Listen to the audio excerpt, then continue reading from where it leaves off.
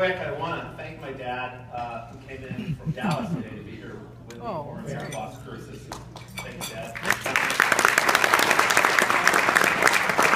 I want to acknowledge Representative Emily Kane, who's here, and I know that she came in at the wire, so she wasn't acknowledged, and she's been a real champion her first session, her first term.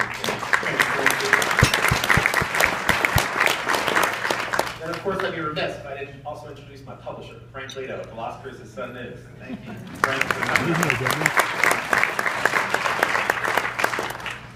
You know, since before my time coming to the New Mexico legislature, I was aware of the blind spots and really how hard it was as an outsider to be able to see what was going on in this insular world of Santa Fe and the state capitol.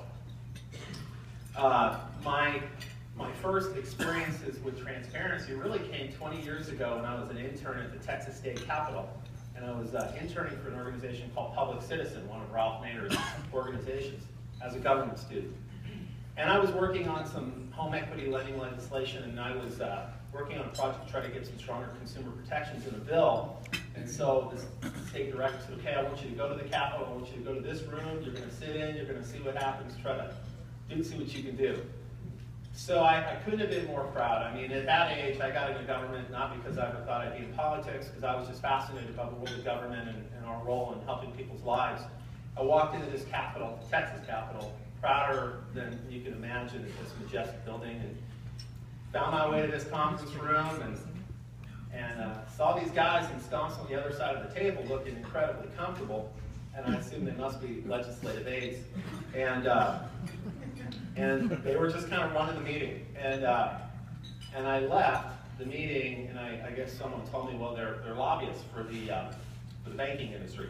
No disrespect to the lobbyists that are in the House, but and then as I left that room, I looked around the Capitol, and I realized I couldn't tell who anybody was. Elected official, lobbyist.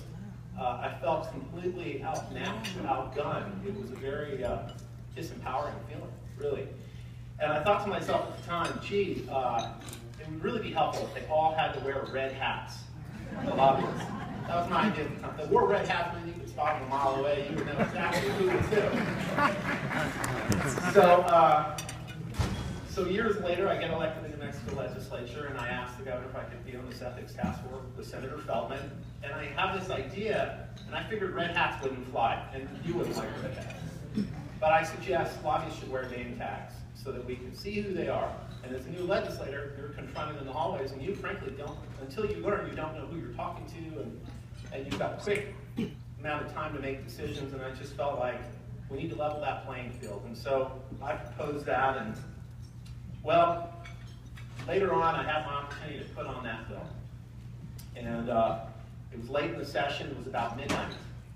And yes, for those that don't know, we work late into the night sometimes. We actually do work. And it was late at night. There were no cameras. There were no members.